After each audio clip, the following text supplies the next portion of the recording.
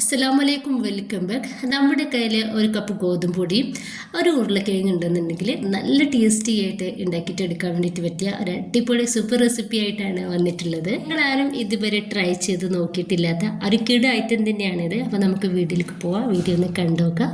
അപ്പോൾ ഇതിന് വേണ്ടിയിട്ട് ഞാനൊരു ബൗളിലേക്ക് 1.5 കപ്പ് ഗോതമ്പ് പൊടി ഇട്ടെടുക്കുന്നുണ്ട്. ഇപ്പം ഇതിലോട്ട് ആവശ്യത്തിനുള്ള ഉപ്പും 1 ടീസ്പൂൺ ചെറിയ ജീരകം കൂടി ഇട്ടെടുക്കുന്നുണ്ട്. എന്നിട്ട് നന്നായിട്ട് നമുക്കൊന്ന് മിക്സ് ആക്കി എടുക്കാം. ഇനിയിപ്പോൾ ഞാൻ 1 കപ്പ് സാദാ വെള്ളമാണ് എടുത്തിട്ടുള്ളത്. ഇത് നമുക്ക് കുറേശ്ശായിട്ട് ഒഴിച്ചു കൊടുത്തിട്ട് നമുക്കൊന്ന് കുഴച്ചെടുക്കാം. നമ്മൾ ചപ്പാത്തിയിലിട്ട് കുഴച്ചെടുക്കൂലേ, അതേ രീതിയിൽ തന്നെ ഇതും കുഴച്ചെടുക്കേണ്ടത്.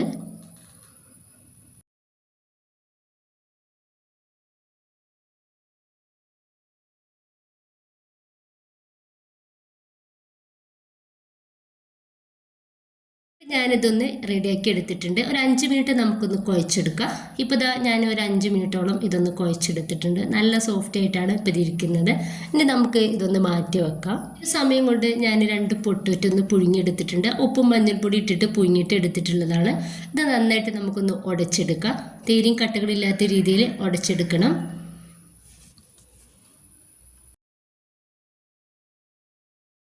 നന്നായി ഉടച്ചെടുത്തതിൻ്റെ ശേഷം ഞാനിതിലോട്ട് കുറച്ച് സവോള ചെറുതാക്കിയിട്ട് കട്ടാക്കിയതും അതുപോലെ തന്നെ ഒരു പച്ചമുളക് ചെറുതായിട്ട് അരിഞ്ഞെടുത്തതും ഇട്ടെടുത്തിട്ടുണ്ട്.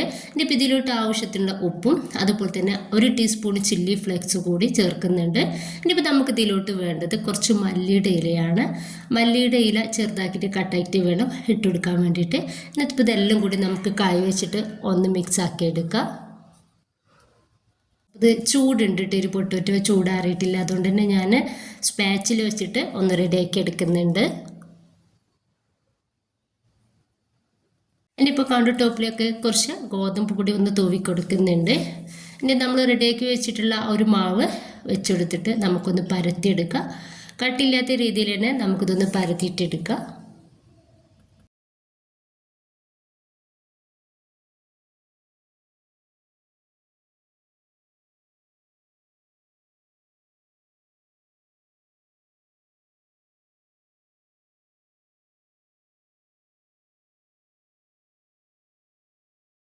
ഇതൊന്ന് പരത്തി എടുത്തിട്ടുണ്ട്.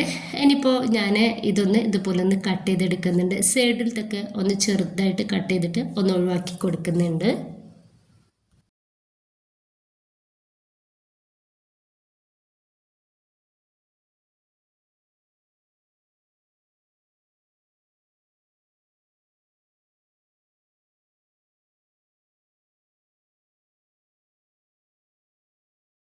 ഇനിയിപ്പോൾ നടുവിലൂടെയും ഇതുപോലെ തന്നെ നമുക്കൊന്ന് കട്ട് ചെയ്തെടുക്കാം. അപ്പോൾ ഇതുപോലെ ഒന്ന് റെഡിയാക്കി എടുത്തിട്ടുണ്ട്. അപ്പോൾ നമുക്ക് കട്ടില്ലാത്ത രീതിയിൽ തന്നെ നമുക്കിതൊന്ന് റെഡിയാക്കി എടുക്കണം കേട്ടോ.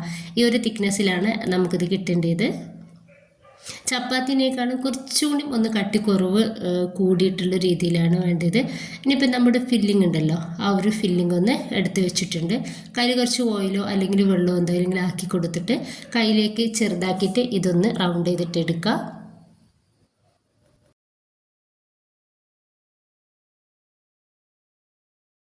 ഇതുപോലെ ചെറിയൊരു പാത്രത്തിലോട്ട് കുറച്ച് മൈദ വെള്ളത്തിലേക്ക് ഇട്ടുകൊടുത്തിട്ടുണ്ടായിരുന്നു കേട്ടോ. ഇനിയിപ്പോൾ അതൊന്ന് നന്നായിട്ടൊന്ന് മിക്സ് ആക്കി എടുക്കുക. ഇനിയിപ്പോൾ ഇതിൻ്റെ 4 ഭാഗത്തുമായിട്ട് നമുക്കിതുപോലെ ഒന്ന് തേച്ചെടുക്കാം.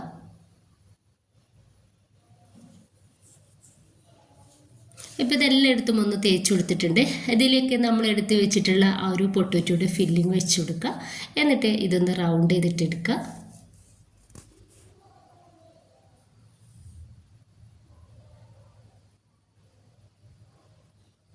അപ്പോൾ ഇതുപോലെ ബാക്കി കൂടി ഇങ്ങനെ തന്നെ നമുക്ക് ചെയ്തെടുക്കാവുന്നതാണ്. നന്നായിട്ട് ചൂടായിട്ടുള്ള എണ്ണയിലേക്ക് നമുക്കിത് ഓരോന്നായിട്ട് ഇട്ടുകൊടുക്കാം. ഇട്ടെടുക്കുന്ന സമയത്ത് നമ്മൾ തീ മീഡിയം ഫ്ലെയിമിലേക്ക് മാറ്റണം. അതിൻ്റെ ശേഷം മീഡിയം ഫ്ലെയിമിലും ലോ ഫ്ലെയിമിലും ആക്കിയിട്ട് നമുക്ക് ഇതൊന്ന് റെഡിയാക്കി എടുക്കാവുന്നതാണ്.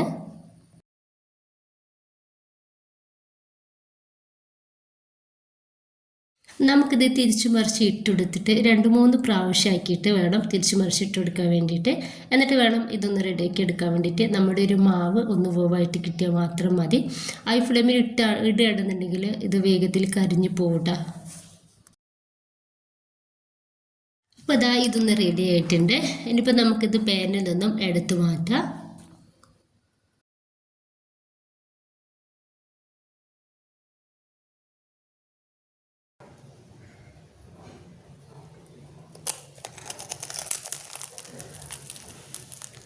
നല്ല ക്രിസ്പി ആയിട്ടാണ് ഈ ഒരു സ്നാക്സ് ഇരിക്കുന്നത്. നല്ല ടേസ്റ്റിയാണ്, ഹെൽത്തിയാണ്. എല്ലാവരും ഉണ്ടാക്കി നോക്കുക. നിങ്ങളുടെ അഭിപ്രായങ്ങൾ കമൻ്റ് ആയിട്ട് അറിയിക്കുക. ഇൻഷാ അല്ലാഹ്. ഓക്കെ.